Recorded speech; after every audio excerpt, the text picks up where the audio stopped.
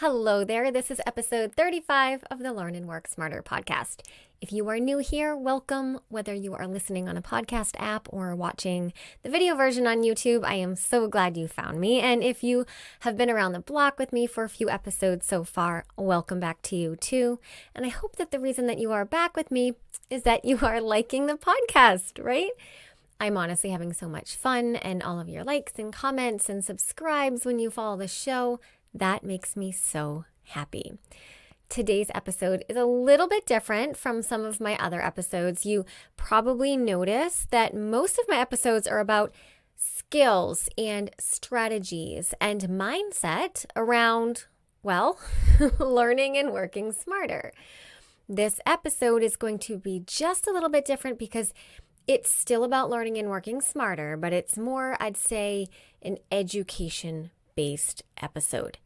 I get a ton of questions about today's topic, and it's actually the fancy name for what we already talk about every single week here in the podcast. And you can probably already tell from the title of this episode that we are talking about executive functions. Specifically, we're talking about executive function coaching, and could it be for you? I'm going to explain what it is. Hopefully, that will give you enough information for you to assess whether it's something you could benefit from. Now, if the word executive functions means nothing to you, no problem. As I said, it is a fancy name for all of the things that we're already talking about on this podcast. So stick around, take some notes, and let's get started. Hello, you are listening to the Learn and Work Smarter podcast, the podcast for students and professionals who want to learn and work smarter. I'm your host, executive function coach and founder of schoolhabits.com, Katie Azevedo. As a reminder, everything I mention in today's episode will be linked in the show notes, including a link to the transcript, which you can also find at learnandworksmarter.com/podcast. So I have two children who are currently 12 and 13, and that means that I find myself at a lot of community and school and social events with people I don't know. And I'm sure you know these kinds of events are full of questions like, what do you do for work? And it seems like such an easy question with such an easy answer, but I don't think that answer is that simple for my industry. And a recent social interaction I had just a few weeks ago put me in a situation where I had to explain to someone what I do for a living, and I found myself at a crossroads. Do I just tell people point blank that I am an executive function coach, or do I give the generic answer, which is, educator? So here's the thing. I am by profession, education, and experience an executive function coach. I have a master's degree in special education. My specialty is ADHD. I was a high school special education teacher for years. I was a vice president of a tutoring center, and I taught test prep in the private school sector. And yes, this was all before and while building my School Habits executive function coaching business. So what do all of these things have in common? Everything that I've spent my life doing, what's it have in common? In other words, it's obvious I'm an educator, yes, but what am I really? And the answer, as I said, is that I am an executive function coach.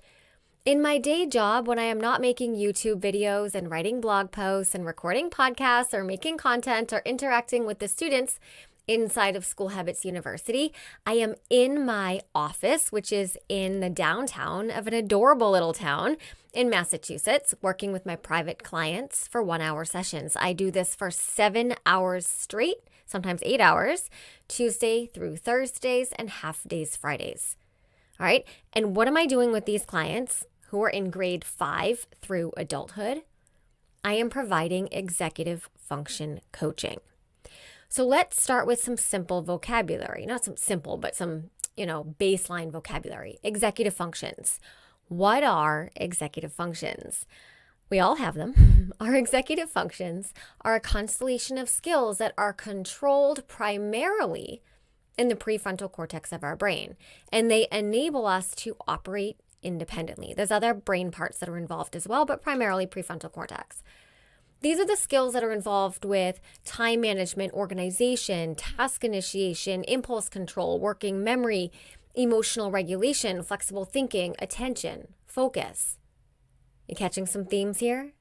These are all the exact same topics that I talk about in my YouTube videos for School Habits channel and here on the Learn and Work Smarter podcast and in my blog as well. In other words, time management, organization, task management, motivation, productivity, and working memory and study skills, right? This is what we talk about all of the time here. So if you can imagine, these are some pretty darn important skills for students in school and for working professionals in the workforce. In fact, they are pretty darn important for anybody at all who wants to operate independently and reach goals of any kind. But I personally stick to the context of academics and the professional space here on the podcast. So that's what we're going to talk about. Anyways, I mentioned earlier that my area of expertise is ADHD.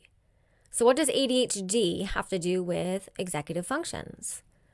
Well, people with ADHD require more support with their executive functions due to differences in neurology and biology in various areas of the brain, specifically that prefrontal cortex that I mentioned.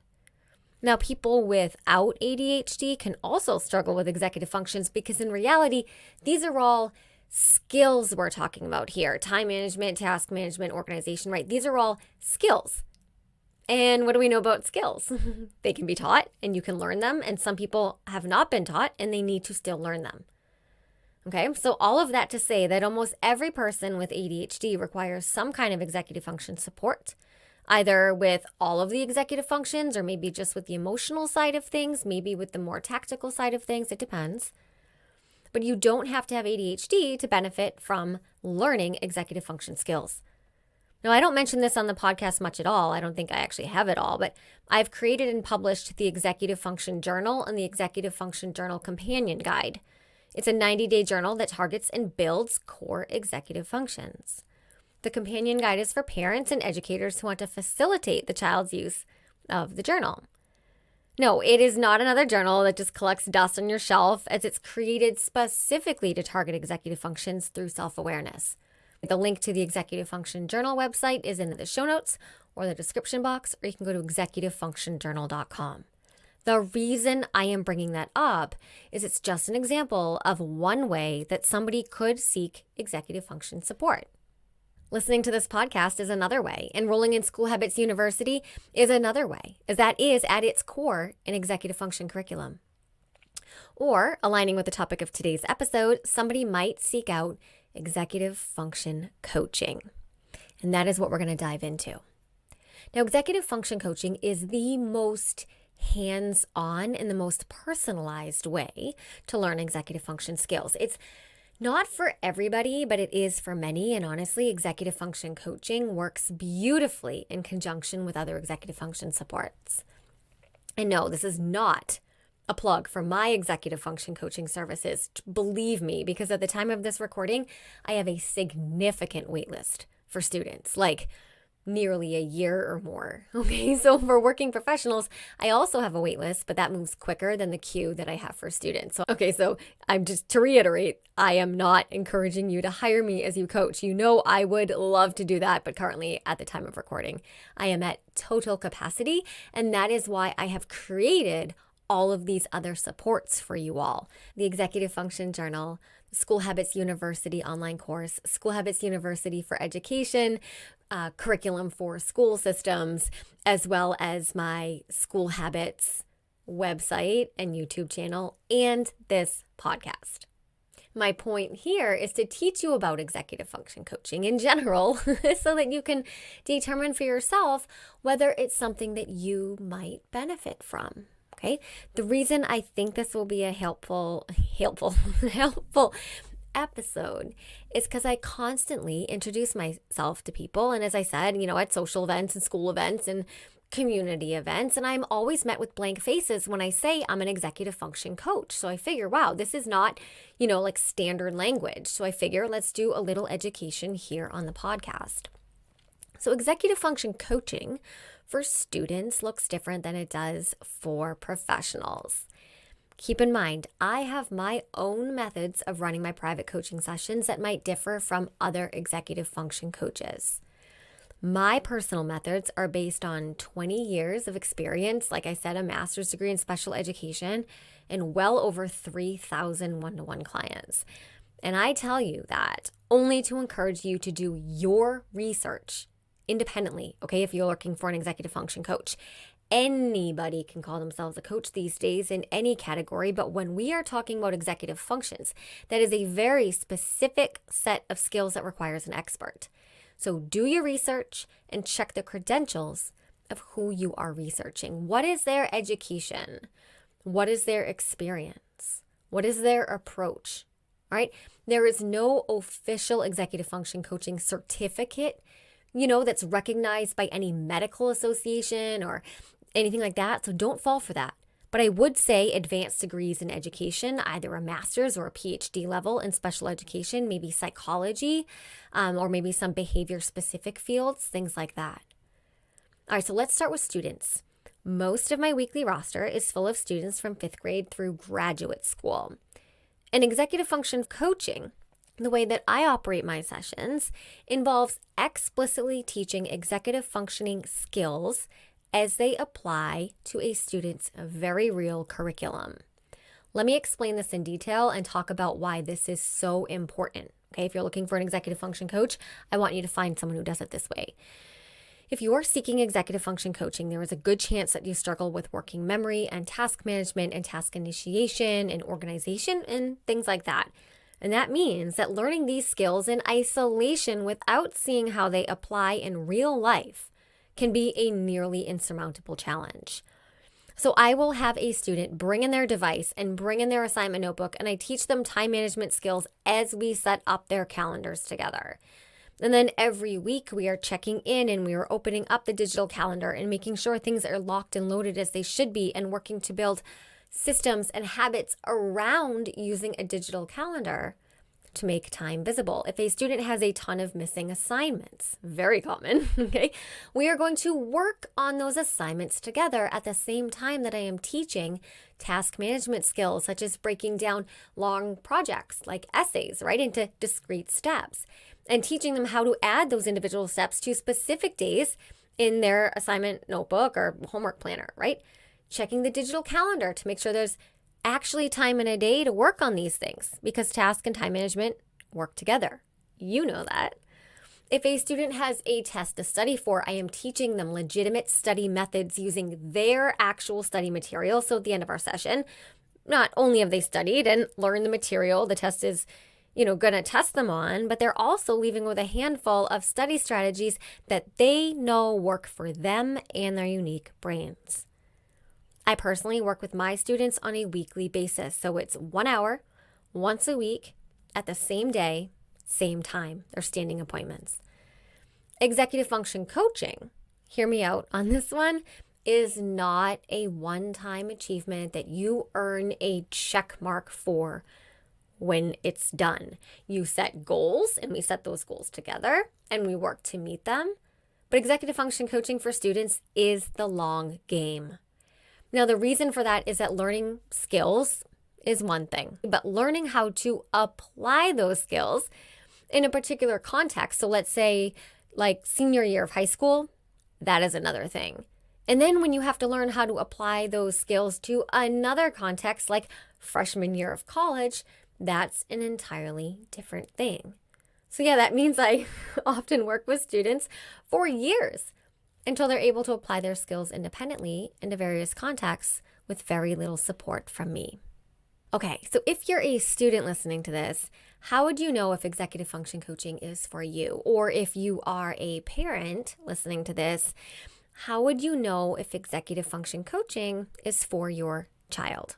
The answer: look for patterns. You look for patterns in skill gaps. You look for gaps that exist across multiple contexts in school and outside of school.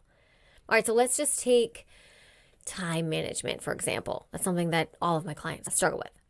If you're the student, or if your child, if you're the parent, struggles to estimate how long tasks take, is always late to things, can't seem to leave the house on time, whether it's for school or karate or whatever, and save things to the last minute all the time across multiple contexts and multiple classes because they can't match the complexity of a task to a realistic amount of time it takes, then they could benefit from executive function coaching because that is a gap in time management skills. And, I probably should have led with the most obvious sign that someone could benefit from, or indicator, I suppose, that someone could benefit from executive function coaching is if they have ADHD. In the context of students who attend public school, for example, you could look for language on the IEP or individualized education program that specifies that you or your child could benefit from executive function support. Oftentimes that's written into the IEP. You do not need an official diagnosis of any kind, ADHD or otherwise, to benefit from executive function coaching. Again, my friends, executive functions are key academic and working skills that every single person on this planet uses on a daily basis to achieve goals. All right? Now let's talk about what executive function coaching looks like for adults, and then we will get into, is this for you? So again, speaking from the way that I run my sessions, I work with working professionals of any age across any industry. I also work with adults who are not working outside the home per se, but are instead managing the home and could use support, running that operation and balancing their own personal goals in that. Again, this is more evidence as to why executive functions are seriously some of the most essential skills that we could possibly ever have. So same thing with students. Coaching sessions are 1 hour with adults, but these are usually less frequent. Occasionally, if I have a client who's going through, maybe a challenging transition at work, maybe going back to work after a long period of time or off or changing jobs or feeling overwhelmed, we might meet weekly for a period of time, but otherwise it's usually every other week or once a month. Why is this? So executive function coaching at the adult level doesn't involve the sort of putting out fires vibe that coaching students involves. And what I mean by that is that literally every single week that I see, let's say, a student, I'm going to make it up, Johnny, all right? Every single week that I see Johnny, he has something new that he needs to learn to tackle. A new essay, a new test, a new, new assignments, more papers he needs organized, more emails have come in that he needs to learn how to manage. On the other hand, adults typically have bigger projects that aren't changing with the same frequency that the students are dealing with, right? And so for the most part, we are focusing on building and creating systems that will support their executive functions, which will in turn help them manage their work projects and their tasks and their spaces. These systems do not often have to change much, with the exception of some tweaks now and again in order to add novelty, because that's a primary factor in motivation. That's something everyone can benefit from, right? And then sometimes we have to make changes when their professional or personal circumstance changes, but which I said is much less frequent than it is for students. So let me give you an example of a recent coaching session I had with a working professional. If you're listening to this and you are one of my clients and you recognize this scenario as you, do not worry, I am not going to say your name and I'm not going to say the name of your company, okay? You know that. So this is a woman that I meet with once a month. There have been a few times that we would meet weekly during transitions and periods of, particular overwhelm, but for the last 2 years or so, it's been about once a month. She works in human resources in a software company, and in our time together, she's had different roles in human resources, like different job titles, I guess, but she's always generally been in HR. She first came to me looking for simple ways to get better organized at the office. The person in the position that she filled, so the person who had the job before her but left, had essentially no digital or physical organization systems at all. So my client, we're going to call her Megan, inherited total chaos and she did not know where to start. Now, Megan suspects that she has ADHD, but she has no formal diagnosis. And after working together for so long, I also agree that she has ADHD, but I'm not going to consider that relevant here. But someone in her position would be really challenged and overwhelmed with trying to create systems out of pure chaos. All right, so we worked together to organize her physical space. Now, this is done with Megan via Zoom because she doesn't live in my state, but she'd take pictures of her space. We'd talk about her preferences, her strengths, her weaknesses, and we created a workspace that supported her. And then we tackled her digital space next. We assessed what system she was currently using, what was already in there, which, let's face it, was like none. And then we assessed her strengths and her weaknesses and her natural work tendencies, and we created a digital organization system that worked for her. Now, essentially, that could have been the end of our work together, but then we moved on to task management because we realized that a lot of her stress and anxiety throughout the week was not just due to the disorganized space. And we figured that out because a lot of her stress and anxiety remained somewhat high still once we cleaned up her spaces. So we had to keep going to figure out what other areas she was like getting snagged on. So I was able to coach Megan through another self-assessment of, okay, what's currently working? What's not working? What are the friction points?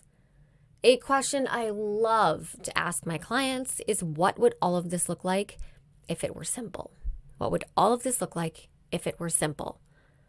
And then we created a system. She, uses it for 3 to 4 weeks. I give her homework to evaluate snags or friction points between sessions. And then we meet again and we make tweaks when needed. It turned out that another key area that needed attention from Megan was task management. That is so common with my working professionals. So this was just organization and task management. But our sessions have spanned, in my example, but our sessions have spanned every executive function system over the past 2 years together. She logs into our session. I ask her some questions about the stuff we worked on in the prior session, and then she brings to the table anything that's stressing her out or on her mind or not working or working well, okay, or anything that she needs help with. And then we work together to solve it at the same time that I'm teaching her the actual executive function skills so that she can, you guessed it, work smarter. Now, this is just one example of one client in one industry, but if that singular example got you thinking, oh my gosh, I need that, then executive function coaching could be for you. Even if you could, expand on that example with me and think of another area that you need help with, maybe email management, right? Figuring out how to create a system that works for you when you work some days at home and some days at the office, then executive function coaching is for you. I have one client who travels for like 2 weeks out of every month. It's so hard for him. He goes all over the place and he comes to me for help creating work routines when he's literally in another time zone and still trying to do his job without all of the resources that he has at his home base. Okay, and that's tough. I'll say this again too. If you have ADHD, executive function coaching would almost definitely be helpful to you. Now, I said at the beginning of this episode that I run my executive function coaching sessions the way that I run them. I make them extremely tactical and practical, and we work with these students' very real curriculum and assignments. And I work with a professional's very real and personal and specific work projects and work issues.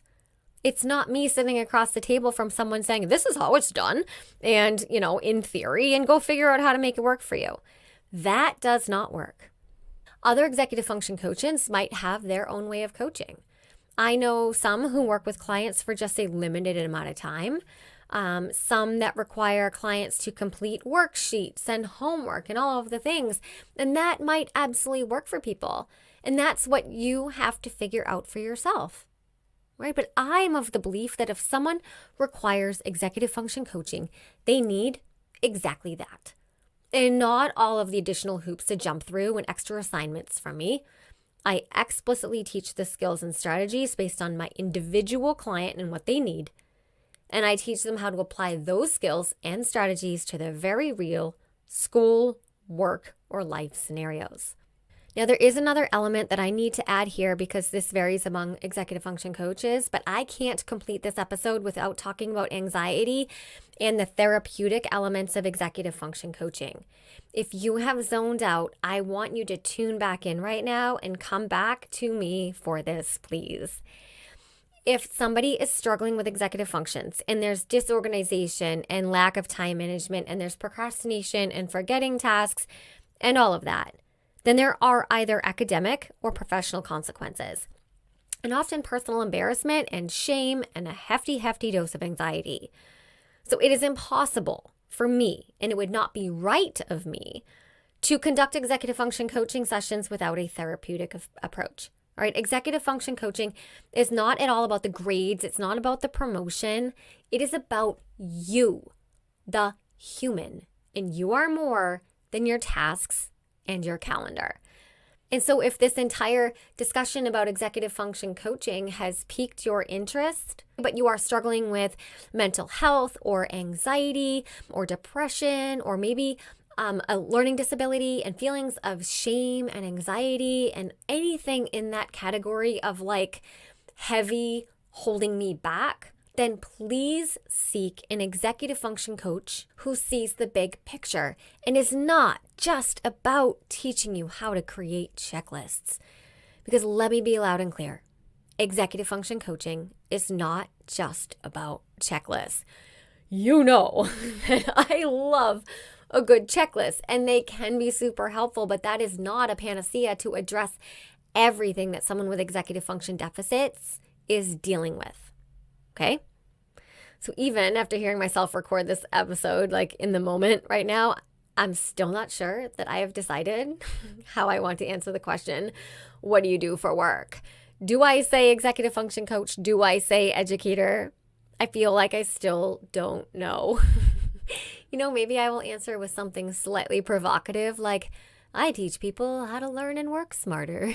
Just let that land in the conversation space. We'll see. I'll let you know what I decide. If you have maybe ideas for how I should answer the question, what do you do for work? Let me know. Leave it in the description box if you're watching this on YouTube, or shoot me a DM. Do we say shoot me a DM? Send me a DM? Write me a DM? I don't know. On Instagram. I'm at School Habits. And with that, my friends, I want you to promise me that you will never stop learning.